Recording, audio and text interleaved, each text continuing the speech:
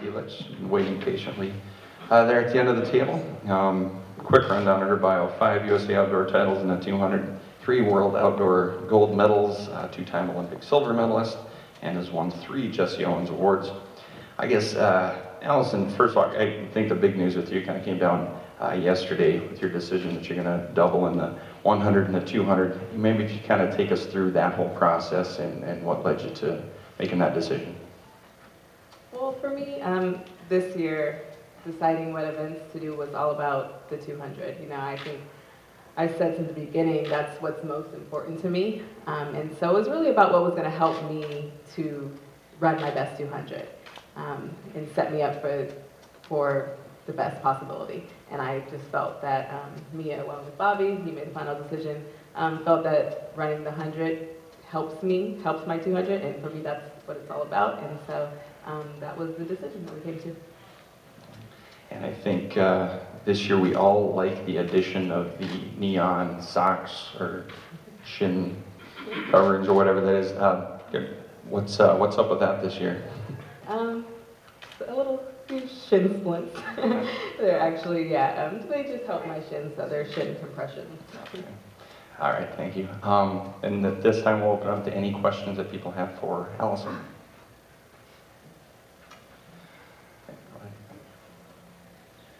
Allyson, yes, given what you said about the other events preparing you for the 200, how competitive do you expect to be in the 100 here?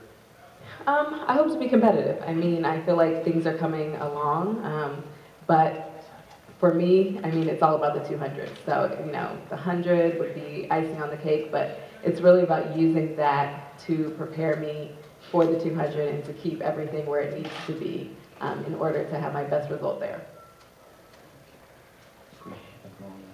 Kevin. Allyson, if you qualify in both, will you run both at the Olympics? Yeah, unless something, you know, that would be my intention, unless, you know, something wasn't right in training or, you know, something weird came up, but I would. Eugene. Allyson, what's the difference in preparing, say, to run a 400 and a 200? One, you know, you do both before your favorite event. Obviously, the 400, as Dago showed, you take a lot out of your legs. I mean, 100 is going to be very competitive, but is it really that much preparation for the 200? Well, I think it definitely depends on what type of runner you are. For me, the 100, it just helps me. You know, it keeps my legs turning over, and it just keeps me in that sprint mode. And for me, it's difficult to go from a 400 to a sprint. It's something I haven't really mastered, I think, just because I haven't been doing it for that long. And just staying sprinting just seems to work best for me. And I've seen that a lot in my training. And so it's ideal. And definitely, I think Daegu helped me see, you know, just for myself, how doing the 400 first and then trying to come back and sprint, how that felt. And I felt like, you know, doing this double was would set me up better. Okay, the latest update, we're very fortunate to be joined by Sonia Richards-Ross, and Justin will be arriving, it sounds like, in 10 to 15 minutes, so we can take 2 more questions, I think, for Allyson.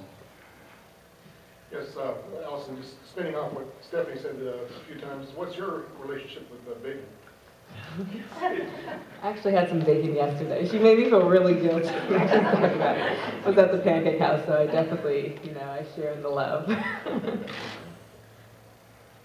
Allyson, you talked about the turnover being one of the factors of the 100 that helps the 200. What else in training and racing in the 100 helps? The start. I mean, for me, that's been key. Gosh, since I started running, just trying to get that down. I have more time to focus on it, having ran the 100 in practice and just improving on that front end. Normally when I run my 200s, that's where I give up a lot of ground. And so having that extra time to be able to work on those things, I definitely feel benefits. Okay, I think hope time permitting, we'll